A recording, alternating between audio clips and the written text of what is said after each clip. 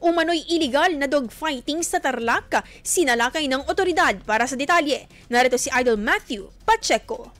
104.7 IFM Report!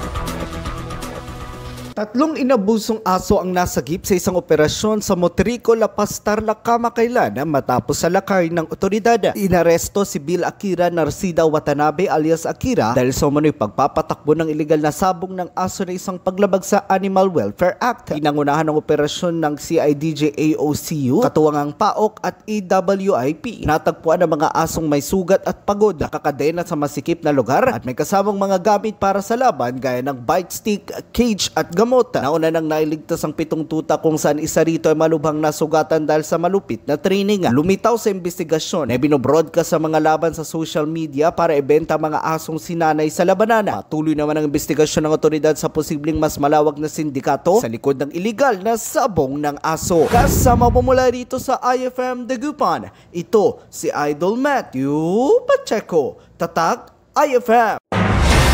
IFM News. IFM News. IFM News.